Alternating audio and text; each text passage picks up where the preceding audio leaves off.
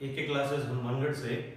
और रीट के इस बैच में हमने फिजिक्स का पोर्शन शुरू कर रखा है।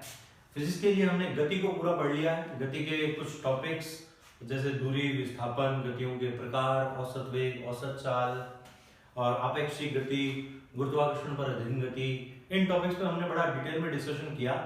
उम्मीद है आप लोग इससे रिलेटेड क्वेश्चंस कर रहे होंगे। जो भी डाउट्स हों आपके वो कमेंट बॉक्स में मेंशन करते रहें। जहां तक कोशिश हो सकेगी आपके डाउट्स को क्लियर किया जाएगा। और बहुत जल्द हमारी एप्लीकेशन आ रही है, आपको हमारे नोट्स सारे एप्लीकेशंस पे मिल जाएंगे, वहां से आप PDF डाउनलोड कर सकते हैं। तो आज के टॉपिक पे डिस्कस करते हैं बल। हमारे सिलेबस में 5 टॉपिक हैं, उनमें से ये बल बहुत इंपॉर्टेंट है। बल बहुत वाइड टॉपिक है, बहुत लंबा चौड़ा है, लेकिन हमें सिर्फ उन मेन टॉपिक्स पे फोकस करना है जो एग्जाम के पॉइंट ऑफ व्यू से इंपॉर्टेंट है। ओके, बल पढ़ने से पहले हमें कुछ एक बेसिक कंसेप्चुअल चीजें हैं हमें पता होनी चाहिए। जैसे फर्स्ट टॉपिक है हमारा संवेग। तो आज की क्लास में हम इन छोटे छोटे कंसेप्ट्स पर फोकस करेंगे, उसके बाद में नेक्स्ट क्लास से बल को शुरू करेंगे। ओके, नाउ संवेग क्या है? तो संवेग वास्तव में बल के या वेग के प्रभाव को व्यक्त करता है कि वेग का इंपैक्ट क्या पड़ रहा है, असर क्या पड़ रहा है। और वेग का असर देखने के लिए एग्जांपल एक ले सकते हैं हम। जैसे मान लो सामने से एक कार और एक ट्रक चलती हुई आ रही हैं, दोनों के वेग 5 मीटर प्रति सेकंड है और हमने उन दोनों को इस दीवार में टक्कर करवा के दीवार को तोड़ना है। दीवार का टूटना हमारे लिए लास्ट कार्य है कि दीवार टूटनी चाहिए। तो हम देखते हैं कि दोनों अगर 5 मीटर पर सेकंड से आए, एक ट्रक आ रहा है और एक टाटा नैनो आ रही है, दोनों को अगर इस दीवार में भिड़ाएंगे तो ट्रक इस दीवार को तोड़ पाएगा, इजीली तोड़ पाएगा। ये चीज हमने देख ली। दूसरा एग्जांपल है, तो अगर दो फॉर्च्यूनर गाड़ियों को लेके आए, एक की स्पीड 5 मीटर प्रति सेकंड, दूसरे की स्पीड 25 मीटर प्रति सेकंड। इस केस में अगर कहा जाए तो दीवार को तोड़ने में ज्यादा इंपैक्ट जो है 25 मीटर प्रति सेकंड वाली गाड़ी का रहेगा। तो इन दोनों एग्जांपल्स में, पहले एग्जांपल में हमने द्रव्यमान पर फोकस किया, वेग को बराबर कर दिया। हमने ये कहा कि अगर एक का द्रव्यमान ज्यादा हो, एक का द्रव्यमान कम हो, तो ज्यादा द्रव्यमान वाला इस दीवार को तोड़ पाता है। और दूसरे एग्जांपल में हमने ये कहा कि अगर द्रव्यमान बराबर कर दिए जाएं तो जिसका वेग ज्यादा है उसका असर यहां हमें दीवार को तोड़ने में ज्यादा मिलेगा। तो दीवार का टूटना बेसिकली अकेले द्रव्यमान पर निर्भर नहीं कर रहा है, अकेले वेग पर भी निर्भर नहीं कर रहा है, वो बेसिकली इन दोनों के गुणनफल पर निर्भर कर रहा है। इसी से हम वेग के प्रभाव को व्यक्त करते हैं और नई भौतिक राशि को समझ पाते हैं कि संवेग होता क्या है। संवेग बेसिकली द्रव्यमान और वेग के गुणनफल को कहते हैं। द्रव्यमान को आपने m से लिखा और वेग को v से लिखा। इसका सिंबल हम लिखते हैं p और p का फॉर्मूला बन गया m × v। फॉर्मूला बहुत इंपॉर्टेंट है और संवेग बहुत इंपॉर्टेंट पोर्शन है, बहुत इंपॉर्टेंट टॉपिक है अपने फिजिक्स के पॉइंट ऑफ व्यू से। इसका अगर ऐसा ही मात्रक बनाएंगे तो जैसे आपने भौतिक राशियां पढ़ी हैं, ऐसा ही मात्रक अगर लिखेंगे तो जो भौतिक राशियां दी हुई हैं उनके ऐसा ही मात्रक लिखते जाएं। द्रव्यमान का ऐसा ही मात्रक kg हो जाएगा, वेग का ऐसा ही मात्रक मीटर प्रति सेकंड हो जाएगा। तो आप संवेग का मात्रक बता सकते हैं कि इसका मात्रक kg मीटर प्रति सेकंड रहेगा। प्रकृति कैसी रहेगी भौतिक राशि की? तो आप देखें कि p अगर निर्भर कर रहा है तो p m के हिसाब से चेंज हो सकता है या v के हिसाब से चेंज हो सकता है। m द्रव्यमान अदिश राशि होती है, v वेग के टॉपिक में हमने पढ़ा था, वेग सदिश राशि होती है। और अगर v सदिश राशि है तो p भी क्या बन जाती है? सदिश राशि। तो p को आप कह सकते हैं एक सदिश राशि के रूप में लिख सकते हैं हम इसको। इसकी दिशा जो है डिपेंड करती है कि किस किस दिशाओं में संवेग अलग अलग बना हुआ है। देखें, ये संवेग का ही नियम है कि आप जब एक जो है बंदूक से गोली चलाते हैं तो गोली तो आगे की तरफ गति करती है, लेकिन हमें झटका पीछे की तरफ लगता है। इसको हम गति के नियमों में और बल में और डिटेल में पढ़ेंगे।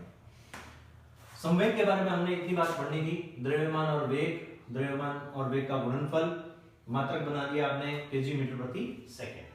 अब इसको कन्वर्ट कर सकते हैं, kg को ग्राम में कन्वर्ट कर सकते हैं, 1000 से मल्टीप्लाई करते हैं, मीटर को सेंटीमीटर में, सेकंड को घंटे में, जो भी मान दिया हुआ हो।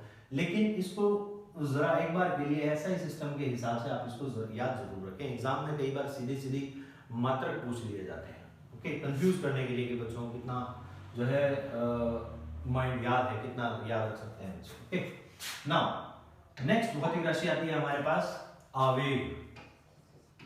जैसे आपने संवेग पढ़ा वैसे ही आवेग है इंपल्स जिसे हम कहते हैं।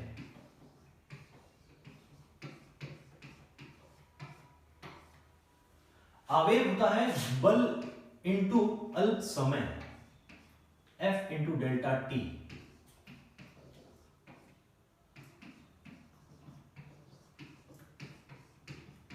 तो बल जब अल्प समय के लिए अप्लाई किया जा रहा है और इनके गुणनफल से जो भौतिक राशि बन रही है उसको हम आवेग आई से लिख देते हैं, या कुछ बुक्स वाले इसके लिए सिंबल जे भी यूज करते हैं। इसका ऐसा ही मात्रक बनाएंगे तो क्या आएगा? तो बल का मात्रक हमने पढ़ा है न्यूटन और समय का मात्रक सेकंड आ जाएगा आपके पास। तो बल इंटू सेकंड आप अप्लाई करें, न्यूटन इंटू सेकेंड। ओके, अच्छा, मात्रकों में उलझने की आवश्यकता नहीं है। अगर आवेग के प्रैक्टिकल अगर हमें करना है, प्रैक्टिकल हमें चीजें देखनी कि आवेग और कहां देखने को मिलता है, तो सिंपल सी बात, ऐसा प्रभाव जहां हम समय को बढ़ाकर बल को कम कर सकते हैं या उसके इंपैक्ट को, उसके असर को कम कर सकते हैं।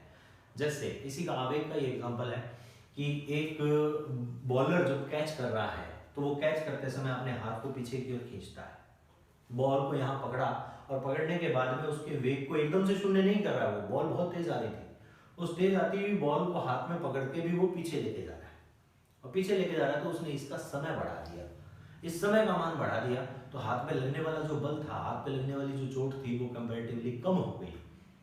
इसी वजह से जब कोई मिट्टी में कूदता है या फर्श पर कूदता है तो दोनों में उसको असर देखने को मिलता है। मिट्टी में जब हम कूदते हैं तो हमारे वेग को रुकने में थोड़ा सा समय मिल जाता है, तो मिट्टी में कूदने पर चोट नहीं लगती। लेकिन अगर फर्श पर कूदते हैं, नॉर्मली प्लेन फर्श पर अगर आप कूदेंगे तो जैसे ही आप कूदे हाथों हाथ रिएक्शन आपको मिलता है और आपकी जो है हड्डियों पे इम्पैक्ट पड़ रहा है, चोट लगती है, वहां मिट्टी में चोट नहीं लग रही। इसी वजह से, और अगर बात करें तो आपने देखा होगा सेब के जो पेटियां आती हैं, तो सेब को एक स्पेशल जो है रैपिंग करके और उसमें घास फूस में डाल के फिर पैक करके आगे भेजा जाता है। कांच के जो स्पेशल महंगे कांच के जो बर्तन आते हैं या क्रॉकरीज जो आती हैं, उनमें घास फूस और कागज और उनके साइड में भर के और फिर उनको ट्रांसपोर्ट किया जाता है। वो इसलिए कि अगर कहीं झटका लगे भी तो वो झटका लगने का समय बढ़ा दे, और वो समय अगर बढ़ जाएगा तो उस पर अप्लाइड फोर्स जो है वो कंपैरेटिवली कम हो जाएगा। इस कंडीशन में हम आवेग को यूज करते हैं। तो संवेग और आवेग को पढ़ना जरूरी था हमें, इन दोनों के मानों को हमने पढ़ लिया। नेक्स्ट टॉपिक देखते हैं हम, द्रव्यमान और भार। ये बहुत इंपॉर्टेंट है। बच्चे जो पहली बार फिजिक्स पढ़ रहे हैं उनको ये द्रव्यमान और भार में बड़ा कंफ्यूजन रहता है। कंफ्यूजन इसलिए रहता है क्योंकि हमारे घरों में हमने गलत वर्ड यूज कर रहे हैं, हमारी वोकैबुलरी हमारे घरों से इस गलत जो है पड़ गई है। जैसे मैंने आपको प्रकाश वाले चैप्टर में बताया था कि घर में अगर इलेक्ट्रिसिटी चली जाती है या स्विच ऑफ हो जाता है, फैन बंद हो जाता है काम करना, तो हम कहते हैं लाइट चली गई, जबकि लाइट जाती नहीं है। लाइट का मतलब प्रकाश है। एक इलेक्ट्रिसिटी या विद्युत आपूर्ति बंद हो जाने को हम लाइट जाना नहीं कह सकते हैं। लाइट तो सूर्य का प्रकाश तो फिर भी आ रहा था, तो लाइट जाना तो तभी कहलाएगा जब अंधेरा हो गया है। रात को अगर बल्ब स्विच ऑफ हो जाए, बल्ब ऑफ हो जाए, अंधेरा हो जाए, तब आप कह सकते हैं कि light has been gone. Okay, तब तो आप लाइट को जो है गया हुआ बता सकते हैं। लेकिन नॉर्मली वो विद्युत आपूर्ति बंद होती है। न्यूज़पेपर में भी क्या लिखा हुआ है, आप देखेंगे न्यूज़पेपर में भी यही आता है, विद्युत आपूर्ति ठप, या विद्युत आपूर्ति इतने समय बंद रहेगी या वोल्टता बंद रहेगी। ठीक है, ये थोड़ी आता है कि प्रकाश बंद रहेगा। तो हमारे घरों में हमें जो है पहले से ही वोकैबुलरी गलत पढ़ा दी गई, जो जब हम फिजिक्स में अप्लाई करते हैं तो वो चीजें गलत आ जाती हैं। अब जैसे मैंने आपसे पूछूं कि आपका भार कितना है, तो नॉर्मली आपने बताया था 60 किलो 50 किलो जो भी है, लेकिन फिजिक्स के कंसेप्ट से देखें तो ये भार नहीं होता है।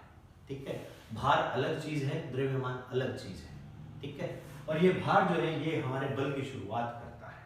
तो ध्यान रखिए, किसी भी वस्तु का मापन जो है, जो सहती, जो उसमें वजन है, उसको हम कहते हैं द्रव्यमान। ठीक है, m से डिनोट करते हैं, और मात्रक अगर इसका यूज करें तो ये रहता है किलोग्राम। ऐसा ही मात्रक लगाना है बहुत बार पढ़ लिया हमने कि ऐसा ही मात्रक का यूज करें। ये रहता है किलोग्राम, ये है द्रव्यमान। जैसे आप मार्केट से 2 किलो टमाटर लेने गए तो सब्जी वाले ने आपको टमाटर तोल के दे दी, 2 किलो ले आए, वो 2 किलो जो है वो द्रव्यमान है। लेकिन अगर भार की बात करें तो भार एक प्रकार का बल है या बल का प्रकार कह लें, ठीक है। तो बल का प्रकार है तो बल ही होगा, मात्रक भी बल वाला ही यूज होगा।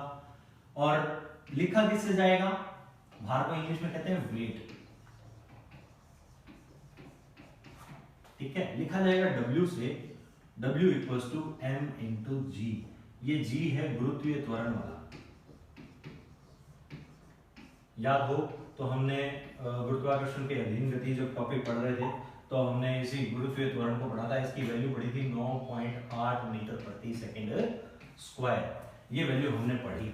इसका मतलब मार्केट से 2 किलो लाए हुए टमाटर, ये जो 2 किलो टमाटर थे ये तो कहलाएंगे द्रव्यमान। लेकिन अगर उसी का भार निकालना हो तो भार के लिए हमें इन 2 किलो को किससे गुणा करना पड़ेगा, 9.8 से गुणा करना पड़ेगा। और आप बताएंगे ये 19.6 न्यूटन भार बना। इनका उन 2 किलो टमाटरों का 19.6 न्यूटन भार बनेगा। अब ये भार जरूरी है। भार एक प्रकार का बल है, W से लिखते हैं। mg फॉर्मूले से लिखा जाता है। g नीचे की ओर पृथ्वी की ओर लग रहा है तो भार भी नीचे की ओर लग रहा है, इसीलिए mg का फॉर्मूला आपने कैलकुलेट कर लिया। और 2 किलो टमाटर किलो में लेंगे, ग्राम में नहीं, और ये 9.8 से मल्टीप्लाई करें, भार का मान मिला। अब देखो एग्जाम में क्वेश्चन कैसे पूछा जाएगा। एग्जाम में क्वेश्चन, ये तो कंसेप्ट वाली बातें थी। एग्जाम में पूछा जाएगा कि चंद्रमा पर कौन सी वैल्यू शून्य रहेगी, द्रव्यमान शून्य रहेगा या भार शून्य रहेगा, या चंद्रमा पर 5 किलो द्रव्यमान का भार कितना होगा। तो जहां गुरुत्वाकर्षण नहीं है, अगर गुरुत्वाकर्षण नहीं है, g का मान शून्य है, g अगर 0 कर देंगे हम तो भार भी क्या हो गया है 0, w भी क्या हो जाएगा 0। लेकिन चंद्रमा पर स्पेशली याद रखें, चंद्रमा पर g की वैल्यू 0 नहीं होती है। चंद्रमा पर g की वैल्यू पृथ्वी की g की वैल्यू की 6 गुना होती है, ठीक है। 1/6 गुना, 1/6 गुना होती है। तो 1/6 गुना है, आप वैल्यू कैलकुलेट कर सकते हैं। 9.8 से डिवाइड करें तो गुरुत्वाकर्षण कम मिलता है, ठीक है। अगर हम लगभग इसको 10 माने तो यहाँ आपको 10/6 करना पड़ेगा, तो वहां भार घट जाएगा। तो कंसेप्ट ये है कि आप जब चंद्रमा पर जाएंगे तो चंद्रमा पर द्रव्यमान समान ही रहेगा। 2 किलो टमाटर चंद्रमा पर 2 किलो के रहेंगे, ये बात याद रखें। लेकिन पृथ्वी पर भार उसका 19.6 है, चंद्रमा पर उसका भार 19.6/6 हो जाएगा, ठीक है। तो ये चीज, ये कंसेप्ट रखें। अगर मान लो पूछ लिया जाए कि जी अंतरिक्ष यात्री अगर अंतरिक्ष में उड़ रहा है और वो अगर 2 किलो टमाटर लेके गया तो वहां उसका भार क्या होगा, तो वहां उसका भार शून्य रहता है। क्यों? क्योंकि जी की वैल्यू शून्य रहती है, वो भारहीन अवस्था में कहलाता है। जब जी नहीं लग रहा होता तो उसको हम भारहीनता कह रहे हैं। जब भारहीन अवस्था कह रहे हैं कि उस पर और कोई एक्सटर्नल बल हम अप्लाई नहीं कर पा रहे हैं, ठीक है। तो ये चीज थी हमारे पास भार से रिलेटेड। नेक्स्ट देखें, द्रव्यमान और भार को बड़े डिटेल में पढ़ लिया। नेक्स्ट है हमारे पास अपना मेन टॉपिक फोर्स या कहें बल। देखें छोटी क्लासेस में और आप लोगों के सिलेबस तक, रीड का भी बहुत बड़ा कोई ज्यादा वाइड सिलेबस नहीं है और बहुत छोटे लेवल से शुरू कर रहे हैं, इसीलिए बल की परिभाषा को हम द्रव्यमान इंटू त्वरण से लिख सकते हैं। हालांकि जब आप हायर क्लासेस में या जो बच्चे साइंस स्ट्रीम से आते हैं उनके लिए ये परिभाषा सटीक नहीं मानी जा सकती, ठीक है, कि उनको ये नहीं कह सकते कि जी द्रव्यमान और त्वरण का गुणनफल बल कहलाता है। ऐसा हमेशा नहीं होता है। लेकिन सिंपल सी बात यहां ध्यान रखें अपने लेवल के लिए, बल वास्तव में द्रव्यमान और त्वरण के गुणनफल को लिखा जाता है। द्रव्यमान इंटू त्वरण। द्रव्यमान m है, त्वरण a है और इसको f से लिख दिया। बहुत से लोग अलग अलग इसके तरीके बताते हैं। फादर equals to m a, f equals to ma, mass into acceleration. द्रव्यमान को मास लिखते हैं, त्वरण को एक्सेलरेशन लिखते हैं। और इसी से आपकी बाइक का एक्सेलरेटर वर्ड बना हुआ है, ये भी हमने पहले डिस्कशन कर लिया। अब मात्रक बनाओ जरा इसका। तो ऐसा ही मात्रक हम देखें, द्रव्यमान का मात्रक केजी, त्वरण का मात्रक मीटर प्रति सेकंड स्क्वायर।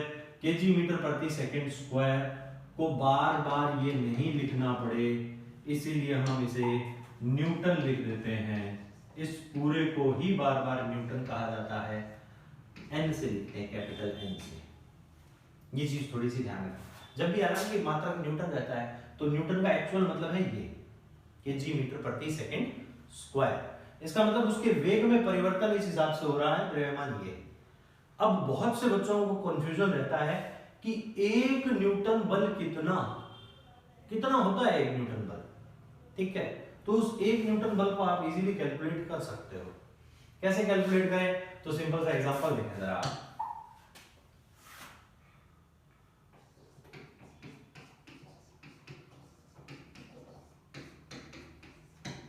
एक न्यूटन बल कितना होता है, तो फॉर्मूला बना F इक्वल टू हमारा बना है ma से।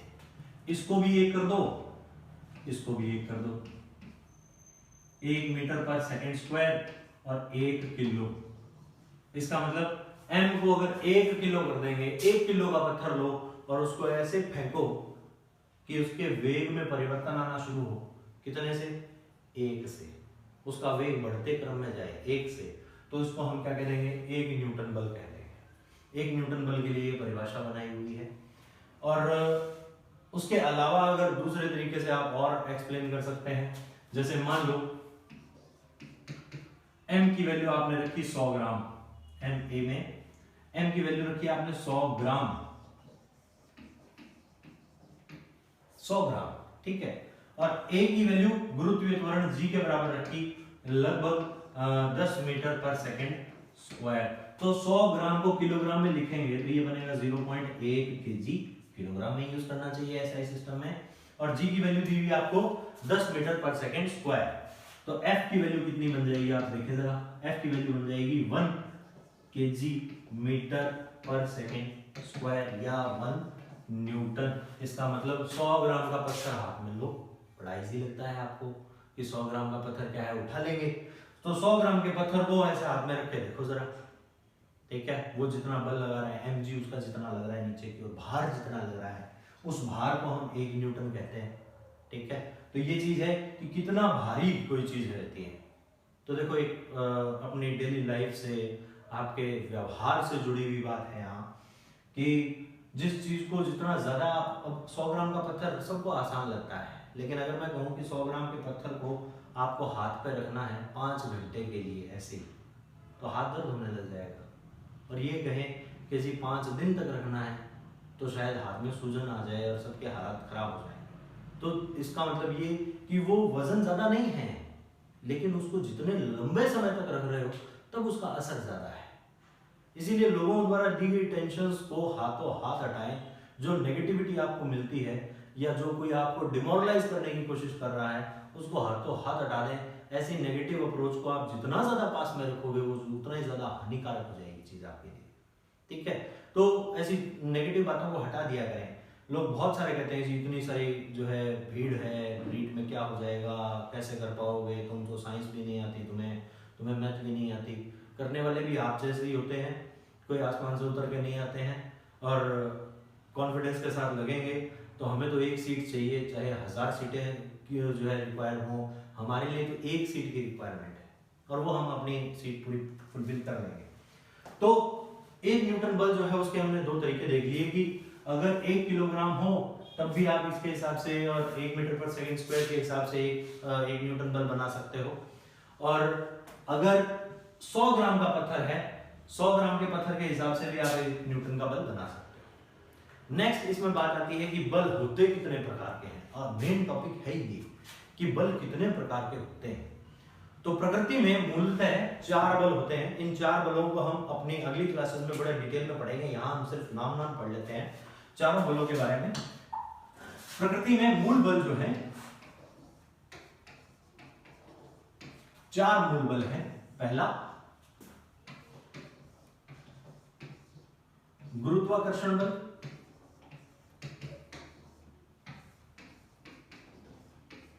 दूसरा स्थिर विद्युत बल,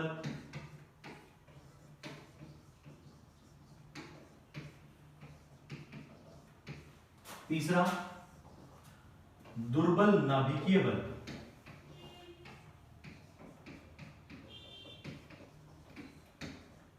दुर्बल नाभिकीय बल, और चौथा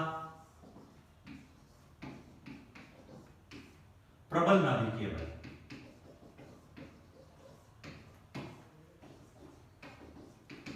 कहां होते हैं, कैसे होते हैं, कैसे लगते हैं, डेली लाइफ में इनके क्या यूज हैं, हमें कहां कहां एक्सपीरियंस करने को मिलते हैं, इनको हम नेक्स्ट क्लास में डिस्कस करेंगे। बस यहां तक के लिए सिंपल सी इतनी बात याद रखें कि ये बहुत इजी है, बहुत इजी कंसेप्ट वाली चीजें हैं, डेली लाइफ में आप एक्सपीरियंस करते हैं इनको, ठीक है। बस ये है कि आपको पता नहीं है बस, और वो पता कराने के लिए हमारी क्लासेस हैं। कंटिन्यूअसली बने रहें, और अगर वीडियोस एक बार में क्लियर नहीं है तो उसको 2 बार 3 बार देखें। मैंने आपको पहले भी कहा है, नोट्स पे ज़्यादा फोकस नहीं करें, नोट्स खुद नहीं बनाएं। तो ज़्यादातर बच्चों की ये आदतें होती हैं कि नीले पेन से, लाल पेन से कलाकारी कर रहे हैं, वो हमें दहेज में नहीं लेके जानी है नोटबुक्स, हमें एक बार ही पढ़नी है, 1 साल में, इसी साल में क्लियर करना है, ठीक है। तो रीड फर्स्ट अटेम्प्ट में ही क्लियर करना है, तो बार बार नोट्स पर फोकस नहीं करें। पीडीएफ आपको एप्लीकेशन पे मिल जाएंगी, जो क्लियर नहीं है उसको 1-2 बार वीडियोस देखोगे, 2 बार देखोगे, 3 बार देखोगे, याद हो जाएगी, ठीक है। नेक्स्ट क्लास तक के लिए जय हिंद, जय भारत।